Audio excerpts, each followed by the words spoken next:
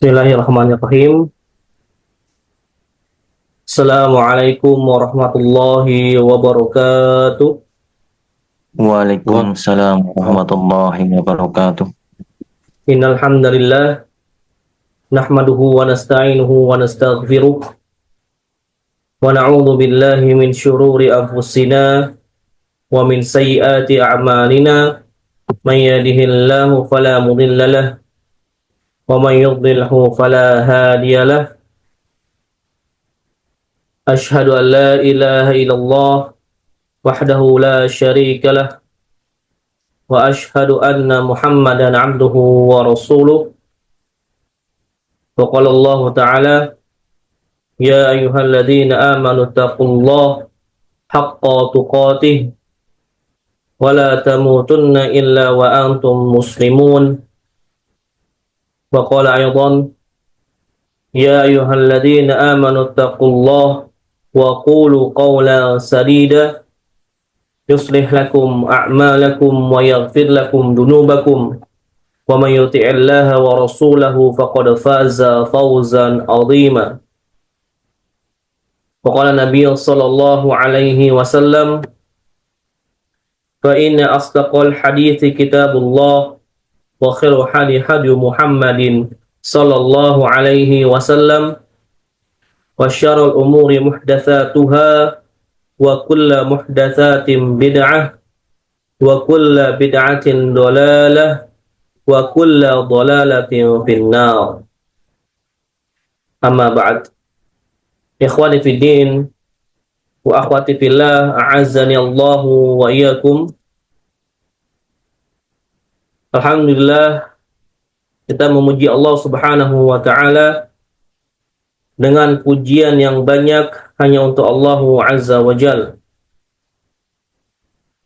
Karena begitu nikmat, yang begitu banyak nikmat yang Allah berikan kepada kita semua, terutama nikmat iman, nikmat Islam, dan juga nikmat hidayah di atas sunnah Nabi Sallallahu Alaihi Wasallam. Nikmat ini adalah nikmat yang paling agung yang Allah berikan kepada setiap hambanya. Oleh karenanya, wajib bagi kita untuk selalu bersyukur kepadanya. Niscaya Allah Subhanahu wa taala akan menambahkan nikmat tersebut dengan kita diberikan istiqomah di atas jalan yang haq, di atas jalan yang benar, di atas sunnah Nabi sallallahu alaihi wasallam. Karena Allah Subhanahu wa taala berfirman, "La in syakartum la azidannakum." Apabila kalian bersyukur kepadaku, niscaya aku akan menambahkan nikmat tersebut. Namun sebaliknya, apa kata Allah? "Wala in kafartum inna adabi lasyadid." Dan apabila kalian kufur terhadap nikmatku, ketahuilah bahwasanya adab aku sangatlah pedih. Di antara tanda adab Allah Subhanahu wa taala ketika seorang hamba tersebut tidak bersyukur kepada Allah, itu tandanya dicabut nikmat tersebut darinya. Waliyahudzubillah. Salawat serta salam terlebih pula kita panjatkan untuk Nabi kita, Nabi Muhammad sallallahu alaihi wasallam, beserta keluarga beliau yang beriman sallallahu alaihi wasallam, dan kepada para sahabat beliau sallallahu alaihi wasallam, dan kepada para pengikutnya yang insyaallah selalu istiqomah berpegang teguh di atas sunnah-sunnah beliau sallallahu alaihi wasallam. Ikhwani fid din wa akhwati fillah, a'azzani Allahu wa iyyakum. Alhamdulillah, pada hari ini kita bisa bermuajahah kembali, kita bisa bertemu kembali untuk melanjutkan kajian kita di dalam kitab Khudh Aqidatak Minal Kitabi wa Sunnati As-Sahihah. Dalam kitab Ambillah Akidahmu dari Al-Quran dan As-Sunnah yang sahih, yaitu hadis Nabi Sallallahu Alaihi Wasallam. karya Syekh Muhammad bin Jamil Zainu rahimahullahu taala. Yang mana alhamdulillah pada malam hari ini kita sudah sampai ke bab berikutnya, ya bab yang terbaru yaitu bab tentang al-amalu bil Qur'ani wal hadis, tentang beramal dengan Al-Qur'an dan hadis Nabi sallallahu alaihi wasallam. Yang mana di pertemuan sebelumnya kita sudah membahas tentang al-jihad wal wala wal hukum, ya, tentang jihad, hukum jihad, dan juga tentang wala wal bara, ya, dan juga tentang hukum. Dan insyaallah pada malam hari ini kita akan melanjutkan, ya insyaallah kita akan bahas ya, tentang beramal, ya bagaimana beramal dengan Al-Qur'an dan juga dengan hadis Nabi sallallahu alaihi wasallam. Baik, kita langsung ya kita bacakan, ya qala al-muallif rahimahullahu taala, al-amalu bil Qur'ani wal hadithi, ya beramal dengan Al-Qur'an dan al-hadis dan hadis Nabi sallallahu alaihi wasallam. Ya, berkata mu'alif rahimahullah, as-su'alu al-awwal, ya pertanyaan yang pertama, limada anzalallahu al-Qur'ana, ya limada anzalallahu al-Qur'ana, ya nah, ya ini karena maf'ulun bih, ya. Kenapa Allah menurunkan Al-Qur'an, ya kenapa Allah menurunkan Al-Qur'an? Al-jawabul awal, ya jawaban yang pertama, ya, mu'alif menjawab, anzalallahu al-Qur'ana lil amali bih, ya Allah subhanahu wa ta'ala menurunkan Al-Qur'an lil amali bihi, ya untuk diamalkan, ya agar manusia itu mengamalkan Al-Qur'an. Ya, tujuan ini adalah hadaf ataupun tujuan dari Allah Subhanahu wa taala menurunkan Al-Qur'an, ya salah satunya itu untuk mengamalkan Al-Qur'an. Ini salah satu tujuan Allah menurunkan Al-Qur'an. Sebagaimana dikatakan mu'alif, ya lil amal bih. Qala ta'ala, Allah Subhanahu wa taala berfirman, ya dalilnya ya dari firman Allah Subhanahu wa taala, ittabi'u ma unzila ilaikum mir rabbikum, ya ittabi'u, ya ikutilah, ma unzila, apa yang diturunkan kepada kalian dari Rabb kalian, ya dari Rabb kalian, ya ittabi'u, yaitu ikutilah apa yang diturunkan, yaitu Al-Qur'an, ya apa yang diturunkan kepada kalian, yaitu kepada kita semua, yaitu Al-Qur'an dari Allah Subhanahu wa taala. Ya ittabi'u, ya ikutilah, atau dalam konteks lain artinya adalah i'malu, ya amalkanlah apa yang diturunkan kepada kalian dari Rabb kalian. Ya. Jadi di sini mu'alif ya rahimahullah ya menyebutkan tujuan diturunkan Al-Qur'an, yaitu untuk agar kita mengamalkan Al-Quran. Nah, namun dalam perkataan ulama yang lain, ini sebagaimana dikatakan oleh Syekh Bin Baz, ya, Syekh Bin Baz rahimahullah, beliau menjelaskan secara rinci tentang hadaf ataupun tujuan diturunkannya Al-Quran. Yang berkata Syekh Bin Baz rahimahullah, ya beliau mengatakan al-maqsudu min inzali kitabillah an ya'lama an-nasu ahkama dinihim. Ya. Bahwasanya Allah menurunkan Al-Qur'an agar manusia itu mengetahui hukum-hukum agamanya. Hukum-hukum agama kita. Ya, agar kita mengetahui tentang hukum-hukum ya di dalam agama kita, ya yang mana di dalam Al-Qur'an itu disebutkan ya banyak dalil tentang hukum, ya. Kemudian saya melanjutkan, wama syara'allahu lahum, dan agar manusia itu mengetahui apa saja yang disyariatkan Allah kepada mereka, yaitu kepada kita semua. Ya, agar kita mengetahui syariat apa saja yang Allah syariatkan kepada kita.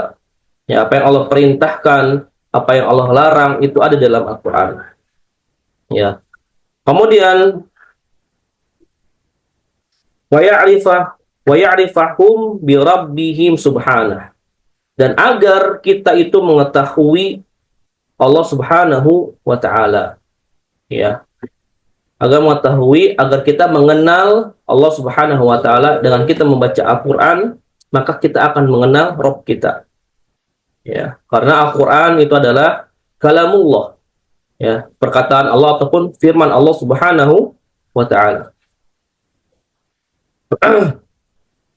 Wa sifatihi wa asma'ihi, dan agar kita mengetahui sifat-sifat Allah Subhanahu wa taala dan nama-nama Allah Subhanahu wa taala yang mulia. Ya. Dan panjangnya penjelasan Syekh, yang intinya bahwasanya ya Allah menurunkan Al-Qur'an kepada manusia agar kita yang pertama mentadabburi Al-Qur'an, ya, kemudian setelah kita membaca, ya, yang pertama membaca Al-Qur'an, kemudian mentadabburinya, ya, kemudian dengan kita mengamalkannya, yaitu yang ketiga. Dengan kita membaca Al-Quran, mentadabburinya, ya, otomatis kita akan mengetahui semua ahkam, semua hukum yang ada dalam Al-Quran. Kita juga bisa mengetahui semua syariat yang Allah syariatkan di dalam Al-Quran. Ya, dan kita mentadabburi Al-Quran. Dan juga kita akan mengetahui siapa itu Rabb kita. Ya. Dengan kita mentadabburi, ya, dengan kita membaca tafsirnya misalnya. Ya, minimal ketika kita membaca Al-Quran, kita mengetahui terjemahannya. Itu minimal. Ya, ketika kita membaca Al-Quran, ya minimal kita mengetahui terjemahannya, itu minimal. Ya. Dan maksimalnya dengan kita membaca tafsirnya yang ditafsirkan oleh para ulama. Ya. Ini cara kita agar kita bisa mentadabburi Al-Quran, yaitu dengan membaca terjemahannya atau yang maksimalnya dengan membaca tafsirnya. Ya. Yang paling bagus ya dengan kita mempelajari bahasa Arab, ya, bahasa Arab. Kemudian ya insya Allah dengan kita mempelajari bahasa Arab, kita akan mengetahui makna dari Al-Quran, itu minimal. Ya, dengan kita mempelajari bahasa Arab, maka kita akan mengetahui terjemahan dari Al-Quran tersebut. Ya, walaupun kita juga tetap harus merujuk kepada tafsirnya. Wajib ya kita merujuk kepada tafsir yang dijelaskan oleh para ulama. Baik.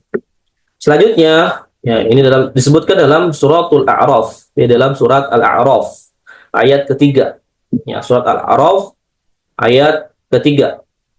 Ya, ittabi'u ma unzila ilaikum min rabbikum. Kemudian dari dalil, ya, hadis Nabi sallallahu alaihi wasallam, wa qala sallallahu alaihi wasallam, iqra'ul qur'ana wa'malu bih wa la ta'kulu bih. Sahihun rawahu Ahmad. Nabi sallallahu alaihi wasallam bersabda, bacalah Al-Qur'an. Ya, pertama bacalah Al-Qur'an. Perintahnya itu kita membaca Al-Qur'an. Ya, membaca Al-Qur'an, wa'malu bih, dan amalkanlah. Ya, jadi jangan sampai Al-Quran itu dijadikan ya sebagai pajangan rumah misalnya. Ini ditaruh di laci, di rak, hanya disimpan saja, ya dipajang. Bahwasanya itu kita punya Quran, ya, bukan seperti itu. Tapi iqra'u, ya, yang pertama iqra'u, bacalah Al-Quran. Wa'malu bih, setelah membaca, mentadabburinya, kemudian mengamalkannya. Kemudian wala ta'kulu bih, dan janganlah makan dari Al-Quran tersebut, dan janganlah kalian makan makanan dari Al-Quran tersebut. Apa maksudnya? Wala ta'kulu bih, apa yang maksud dengan wala ta'kulu bih? Sebagaimana dijelaskan oleh Lajnah Da'imah dari fatwa Saudi Arabia, ataupun ini Lajnah Da'imah. Ini maksud dengan wala ta'kulu bih, ya, amar Rasul sallallahu alaihi wasallam bi tilawatil Qur'ani wa tadabburi wal amalu bih. Jadi Rasulullah SAW itu memerintahkan di sini untuk tilawah, untuk membaca Al-Quran yang pertama. Ya, kemudian wal amalu bi, dan mengamalkannya, wala takfuru bi, dan janganlah memakan makan makanan dari Al-Quran tersebut. Ya, maksudnya apa? Nahan Nabi sallallahu alaihi wasallam, ya, nahan Nabi sallallahu alaihi wasallam an akhdil ujura ala qiraatihi. Ya, Nabi sallallahu alaihi wasallam itu melarang dari mengambil ujrah, mengambil upah dari hasil kita membaca Al-Quran. Apa contohnya? Ya, banyak. Misalnya ada suatu acara, di dalamnya dibacakan Al-Quran, kemudian setelah membaca Al-Quran kita mendapatkan upah, itu dilarang. Setelah membaca Al-Quran langsung kasih upah, itu dilarang. Ya. Ini larangannya, ini larangan dari hadis ini. Ya, bukan mengajarkan, ya, mengajarkan beda. Mengajarkan Al-Quran mendapatkan ujroh, itu diperbolehkan. Jelas, banyak dijelaskan oleh para ulama, terutama ulama Imam Asy-Syafi'i, ya, jelaskan bahwa diperbolehkan mengambil ujroh ataupun upah dari hasil mengajarkan Al-Quran, itu diperbolehkan. Ya. Namun dari qiraah, dari membaca Al-Quran, kemudian langsung diberikan upah, misalnya sampai 5 juta ataupun sampai 10 juta dan sebagainya. Misalnya yang kita kenal, misalnya ada setelah kematian, setelah dia meninggal, di dalamnya ada pembacaan Al-Quran, yang mana situ setelah membaca Al-Quran tersebut, ya, diberikan upah. Banyak hal yang dilarang. Nah, setelah membaca Al-Quran kemudian diberikan Allah Ta'ala, nah ini yang dilarang. Namun mengajarkan Al-Quran, kalau mengajarkan berbeda dengan qiraah, dengan membaca. Kalau mengajarkan ini tidak mengapa kita mengambil Allah Ta'ala.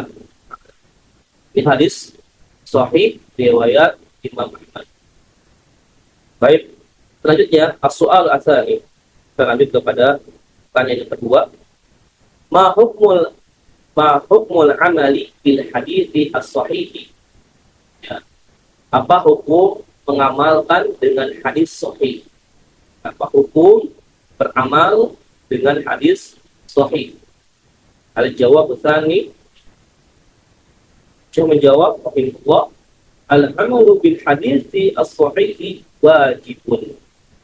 Mengamal atau beramal dengan hadis yang sahih itu wajib. Ya, walaupun itu hadis yang ahad, hadis yang diriwayatkan oleh satu orang sahabat, misalnya hadis ahad, kita harus wajib menerimanya karena itu sahih. Ya, hadis ahad, hadis yang diriwayatkan satu orang, ya, karena ada sebagian kelompok yang menolak hadis ahad, ya, walaupun itu sahih. Ada satu kelompok yang menolak hadis ahad. Contohnya hadis ahad itu hadis yang tentang adab kubur, ya. Kemudian ada yang menolak tentang adab kubur karena hadis ahad. Nah, ini clear. Hadisnya itu sahih tentang adab kubur, hadisnya sahih. Ya. Maka dia menolak hadis tersebut karena derajatnya apa? Karena riwayatnya itu ahad. Satu orang riwayat. Ada kelompok yang menolak hadis ahad. Baik. Ya, sahih ataupun hasan. Ya, ada derajat hadis. Ya, ada beberapa derajat hadis, ya. Yang pertama yang paling tinggi itu sahih, kedudukannya. Yang kedua itu hasan, yang terakhir itu dhaif, selanjutnya itu ada maudhu, palsu, ya, dan lain sebagainya. Yang kalau sudah dhaif, maudhu, palsu, kemudian mungkar misalnya hadisnya, itu sudah tidak bisa kita terima. Ya, sudah tidak bisa kita terima. Namun untuk derajat hadis dhaif itu ada beberapa ulama yang membolehkan mengambil hadis dhaif untuk fadhail amal, untuk mengambil keutamaan dalam beramal. Ada sebagian ulama yang membolehkan mengambil hadis dhaif. Kalau misalnya hadis dhaif itu banyak, ya. Karena kalau hadis dhaif yang banyak itu dikumpulkan akan menjadi hadis hasan riwayat, naik derajatnya. Awalnya dhaif, karena riwayatnya banyak, hadisnya banyak, ketika dikumpulkan ya maknanya bagus sama, dan riwayatnya juga masih ada yang sikoh, ya. Jika digabungkan menjadi hadis hasan riwayat, jadi hadis hasan, jadi diperbolehkan. Nah, namun kalau satu hadis yang dhaif, sangat dhaif jiddan, ya dhaif sekali, maka janganlah kita amalkan hadis yang dhaif jiddan tersebut. Allah Ta'ala terkait hadis ini yang sangat panjang dijelaskan di dalam soal hadis, dalam ilmu hadis, ya pelajari ilmu hadis sangat panjang. Baik, intinya mengamalkan hadis sahih atau hasan itu wajib, ya ini yang wajib, sahih ataupun hasan itu wajib. Liqaulihi ta'ala, ya, berdasarkan firman Allah Subhanahu wa taala, "Wa ma ataakumur rasulu fakhudhuhu wa ma nahakum anhu fantahu." Dan apa-apa yang datang kepada kalian dari Rasul, maka fakhudhu, maka terimalah. Apa-apa yang datang dari Rasul, yang hadis yang sahih, hadis yang hasan, maka wajib kita menerimanya. Fakhudhu, ini adalah perintah dari Allah. Fakhudhu, maka terimalah. Ini adalah perintah dari Allah Subhanahu wa taala. Wa ma nahakum anhu, dan apa yang dilarang oleh Nabi SAW untuk kita, fantahu, maka jauhilah, maka tinggalkan. Surat Al-Hasyr, dalam surat Al-Hasyr ayat 7. Hasyr ayat. Baik, waqala sallallahu alaihi wasallam, dan bersabda Nabi SAW, "Alaikum bisunnati wa sunnatil khulafa'ir rasyidin al-mahdiyyin, tamassaku biha." Alaikum bisunnati, ya, wa sunnatil khulafa'ir rasyidin al-mahdiyyin, tamassaku biha. Kata Nabi SAW, wajib bagi kalian, ya, untuk mengikuti sunnahku itu maksudnya petunjukku, wa sunnah, dan petunjuk, ya, khulafa ar-rasyidin al-mahdiyyin, yaitu khulafa ar-rasyidin, ya, khulafa yang 4, Abu Bakar, Umar, Utsman, dan Ali. Khulafa ar-rasyidin, khilafah yang 4 gitu ya. Maka wajib, ya, kita untuk mengikuti petunjuk mereka, karena mereka adalah al-mahdiyyin, yang diberikan petunjuk.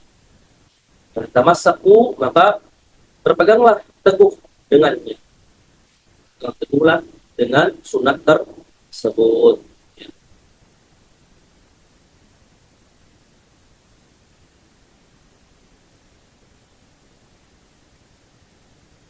Baik,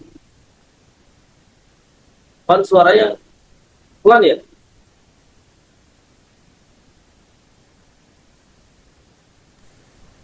Iya, Ustaz, pelan.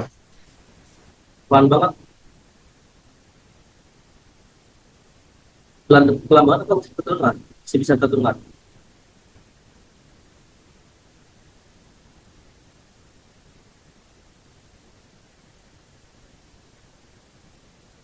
Ibadah anak ngomongnya udah teriak-teriak, udah apa namanya, udah maksimal suaranya, tapi masih pelan ya. Mungkin nanti anak atur lagi ya, orang seperti start ulang laptopnya.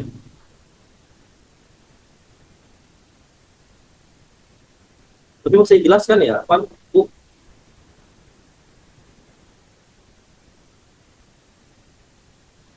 Kita dengar.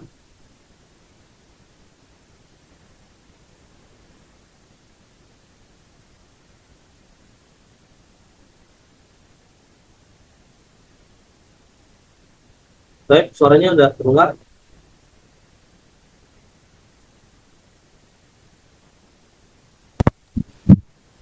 Terdengar Ustaz, tapi kecil.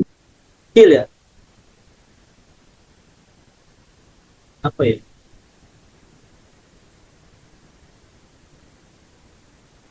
Ya, apa ya? Kita lanjutkan ya. Nah, nanti pas direkam di YouTube itu suaranya jelas ya. Baik, kita lanjutkan. Jadi ya, ini adalah perintah dari Allah Subhanahu wa taala dan Nabi sallallahu alaihi wasallam. Ya, bahwasanya kita diperintahkan yang wajib mengikuti hadis yang sahih dan juga hasan. Derajat hadis yang sahih dan juga yang hasan. Baik, kita lanjutkan. As-soalu al-thalith. Hal nastaghni hal nastaghni bil Qur'ani 'anil hadithi. Apakah kita mencukupkan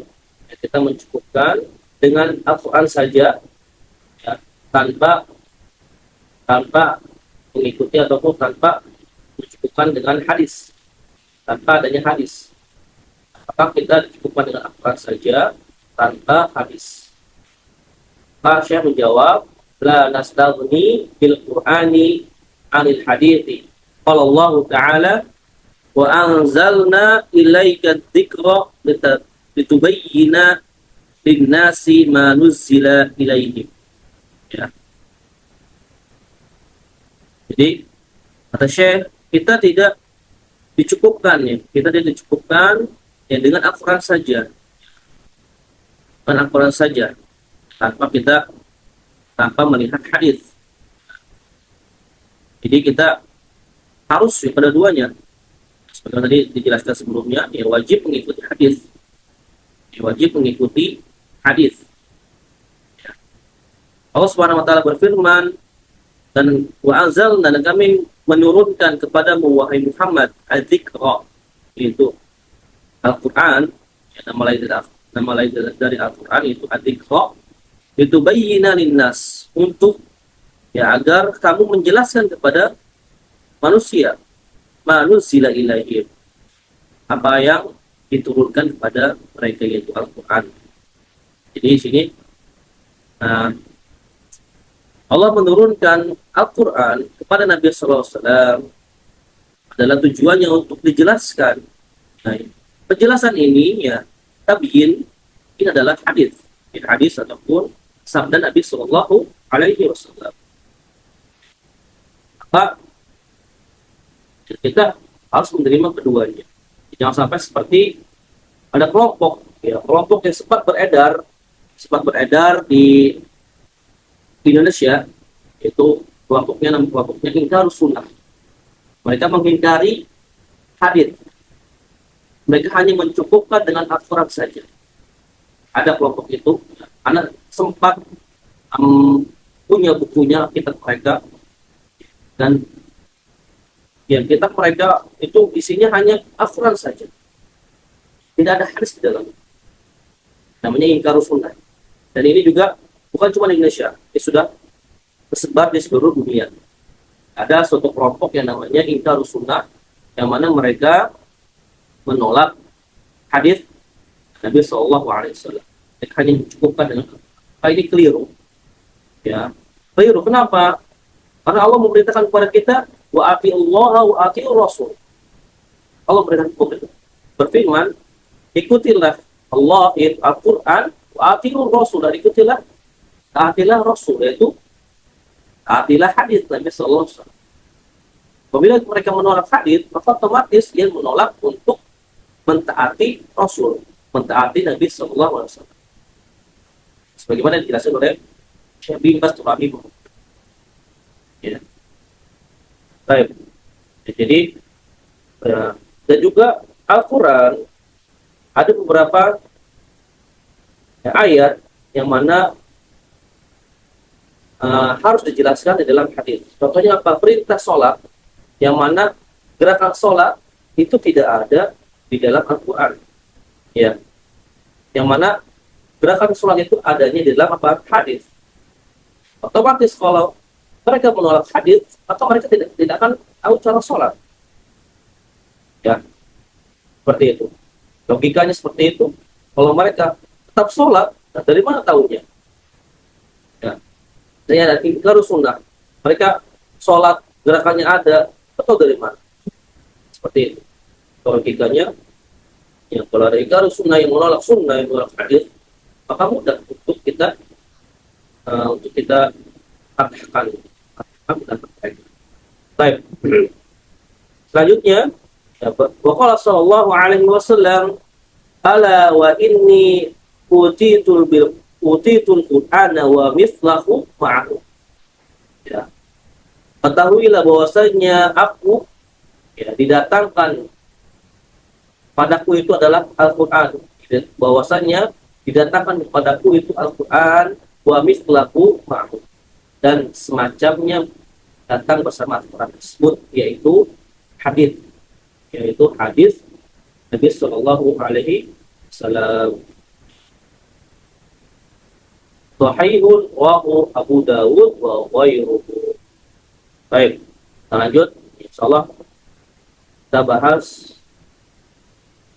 4 saja ya, 4 soal. Kemudian selanjutnya sisanya ya, ini alhamdulillah ya, kita sudah sampai hampir selesai buku ini ya, alhamdulillah hampir selesai, ya tinggal 2 bab lagi. Nah, semoga Allah mudahkan dan berikan kita taufik dalam menyelesaikan kitab ini. Insyaallah semoga Allah mudahkan. Jadi insyaallah setelah kitab ini selesai, kita akan bahas kitab yang lain, bahas kitab akidah dasar yang lainnya. Baik. Baik, selanjutnya as-soal ar-rabi'. Pertanyaan yang keempat, hal nuqaddimu qawlan ala qawlillahi wa rasulih. Apakah kita mendahulukan perkataan di atas perkataan Allah dan Rasul? Apakah kita mengedepankan pendapat seseorang di atas perkataan Allah dan Rasul? Pak Syekh menjawab rahimahullah, la nuqaddimu qawlan ala qawlillahi wa rasulih. Maka kita tidak diperbolehkan mendahulukan perkataan orang lain, perkataan manusia, qawlan, perkataan atau pendapat manusia di atas perkataan Allah dan Rasulnya. Ya. Biqaulihi ta'ala, Allah Subhanahu wa ta'ala berfirman, ya ayyuhalladzina amanu la tuqaddimu baina yadayillahi wa rasul.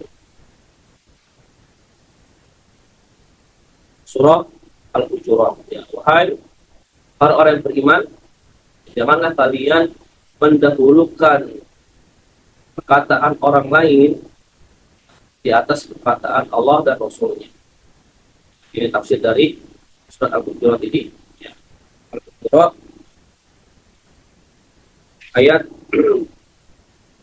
ayat ke-1. Ya. Jadi kita diharamkan mendahulukan perkataan orang lain dibandingkan perkataan Allah dan Rasulnya. Jadi apabila ada perkataan ulama, ustaz ataupun yang lainnya yang berilmu, apabila pendapat mereka ataupun fatwa mereka tidak sesuai dengan dalil, dengan hadis Nabi SAW ataupun dengan firman Allah Subhanahu wa taala, tidak sesuai, ya, bahkan menyimpang dari petunjuk Nabi SAW. Saya contohnya adalah perkara bid'ah. Ya. Perkara bid'ah yang mana apabila ada seorang yang adalah ulama, ya, beliau berpendapat bahwa ini diperbolehkan, ya, misalnya maulid diperbolehkan, maulid Nabi, kata ulama ini diperbolehkan, maka apabila ini tidak sesuai dengan petunjuk Nabi, ya, karena Nabi SAW tidak pernah melakukannya dan para sahabat tidak pernah melakukan maulid Nabi, maka kita tolak pendapat tersebut. Kita tolak, wajib kita menolak pendapat tersebut. karena tidak sesuai dengan sunnah dengan sunnah Nabi SAW dan para sahabat, karena tidak sesuai dengan sunnah Nabi SAW ataupun sunnah para sahabat. Ya. Baik. Ya, sebagaimana di sini ada wa qala sallallahu alaihi wasallam, dan sabda Nabi sallallahu alaihi wasallam, la ta'ata li makhluqin fi maksiatil khaliq. Tidak ada ketaatan, ya, di dalam makhluk, di dalam bermaksiat kepada Allah Subhanahu wa taala. Jadi tidak ada ketaatan dalam kemaksiatan pada Allah Subhanahu wa taala. Jadi wajib kita tidak mengikuti pendapat tersebut apabila pendapat ulama tersebut bertentangan dengan hadis Nabi SAW maupun dari petunjuk para sahabat Nabi SAW. Kalau mereka tidak melakukannya, maka wajib bagi kita untuk meninggalkan perkara tersebut. Ya. Seperti maulid, yang nyatanya maulid Nabi ini berasal dari ajaran Syiah.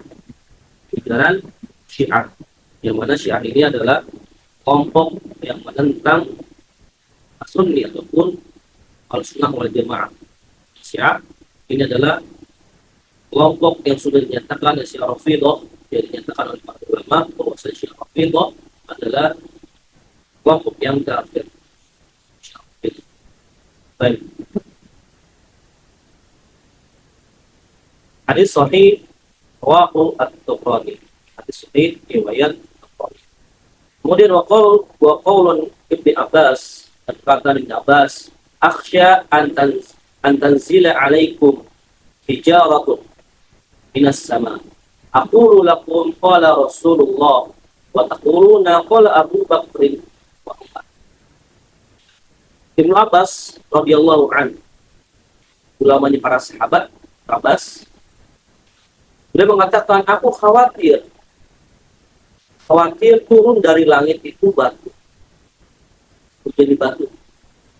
Jadi, aku khawatir hujan batu dari langit apabila aku mengatakan kepada kalian qala Rasulullah, namun kalian mengatakan qala Abu Bakar, kata Abu Bakar dan Umar. Ketika Ibnu Abbas berkata qala Rasulullah, namun dibantah dengan qala Abu Bakar, qala Umar, maka ini khawatir jatuh ataupun khawatir diadab dari langit itu apa dengan adab hujan batu, misalnya meteor dan sebagainya. Apalagi ini perkataan Abu Bakar dan Umar, apalagi perkataan ulama. Perkataan sahabat itu masih diterima, tapi kalau menyelisih perkataan Nabi Muhammad, maka tidak bisa diterima juga. Kita harus menolaknya. Apalagi ulama yang jauh keilmuannya dibandingkan Abu Bakar dan Umar, dibandingkan para sahabat. Para sahabat itu keilmuannya sangat luar biasa.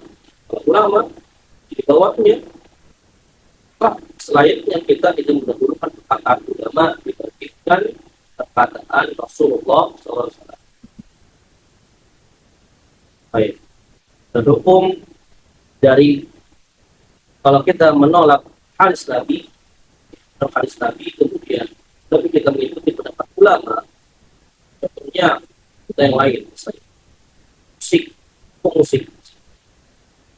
musik, ada ulama yang berpendapat membolehkan musik, maka ada dalil yang dijelaskan dalam Al-Quran atau Sunnah dijelaskan tentang musik itu larangannya, maka wajib kita terima dalil tersebut dibandingkan kata ulama kemudian kita mengikuti hawa nafsu. Wajib kita menolak pendapat ulama yang membolehkan musik tersebut karena ada dalil yang melarang musik. Allah Ta'ala.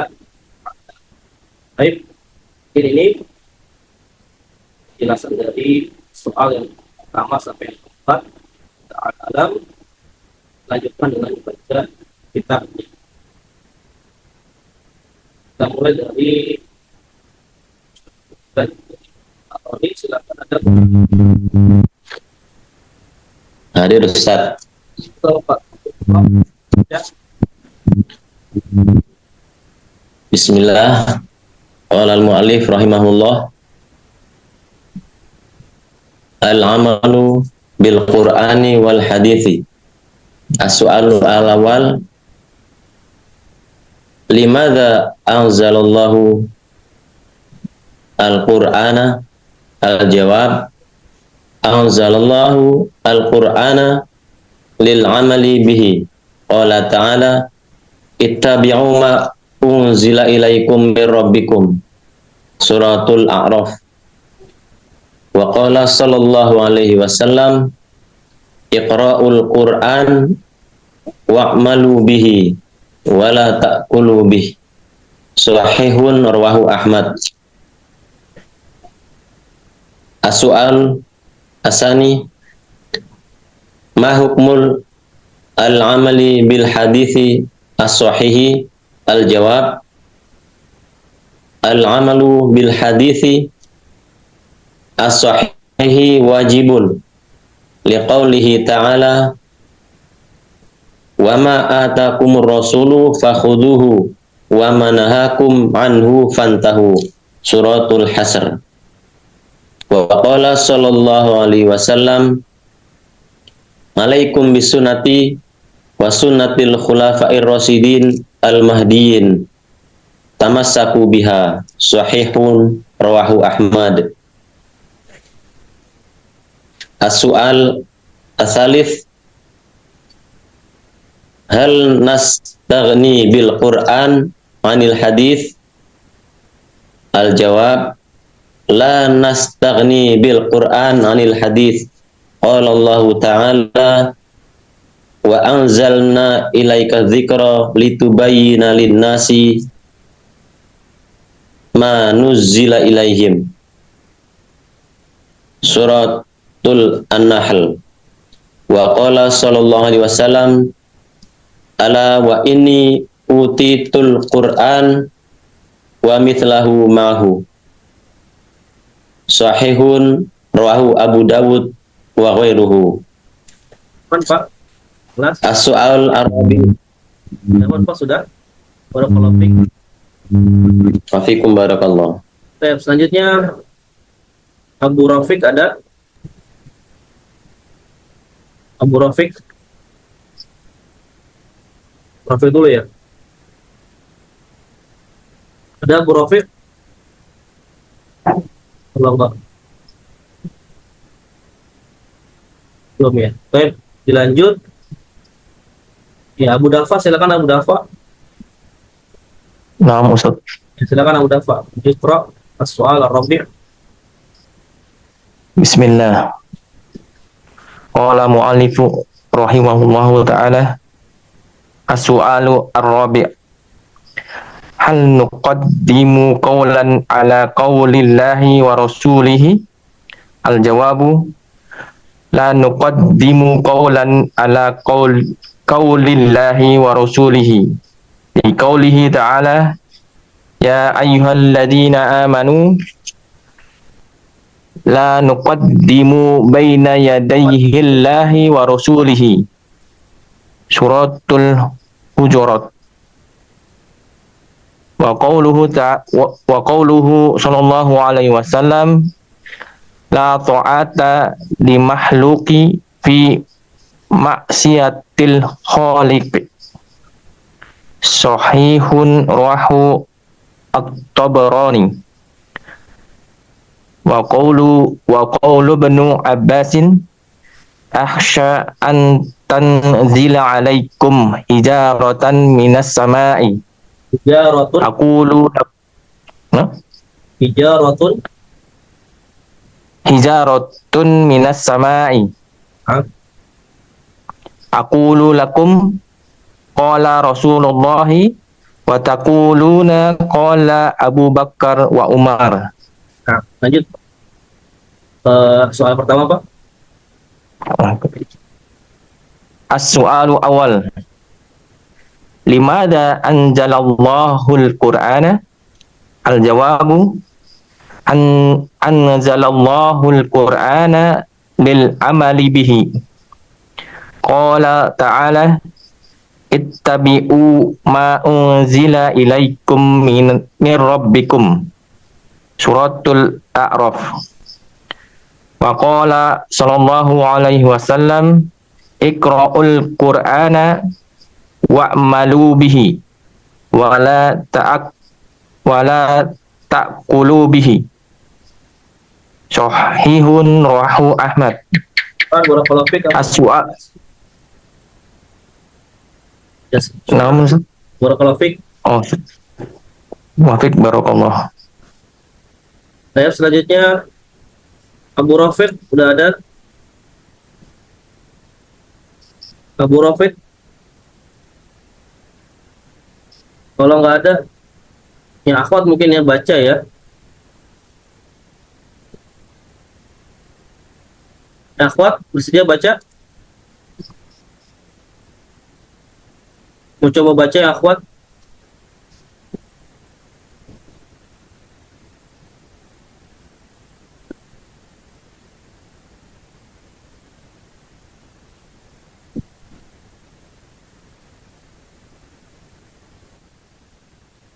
Yang akhwat ada yang mau baca?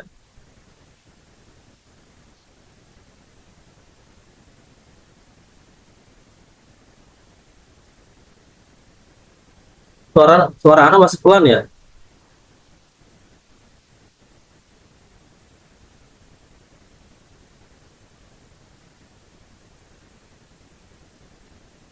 Akhwat ada yang mau baca? Abu Rafiq sudah hadir?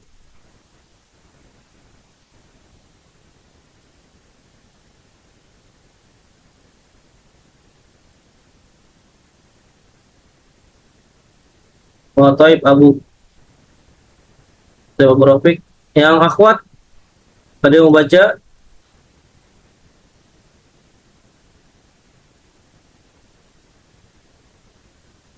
Dan kalau nggak ada mungkin kita sudahi ya. Kalau nggak ada kita tutup saja.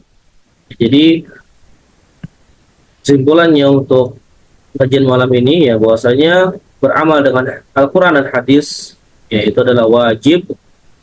Ya, keduanya tidak bisa dipisahkan. Ya, keduanya harus wajib bagi kita untuk mengamalkan keduanya. Ya, wajib bagi kita untuk mengikuti keduanya. Ya, dan wajib bagi kita untuk mendahului ya, Al-Quran dan hadis dibandingkan pendapat ulama ataupun dibandingkan pendapat para sahabat. Ya. Apabila ada hadis yang sahih, maka wajib bagi kita untuk menerimanya. Baik, mungkin ini yang bisa Anda sampaikan. Allah Ta'ala alam. Kita tutup dengan baca doa kafaratul majelis. Subhanakallahumma wa bihamdika asyhadu an la ilaha illa anta astaghfiruka wa atubu ilaik. Assalamualaikum warahmatullahi wabarakatuh. Waalaikumsalam warahmatullahi wabarakatuh. Syukuran Ustaz.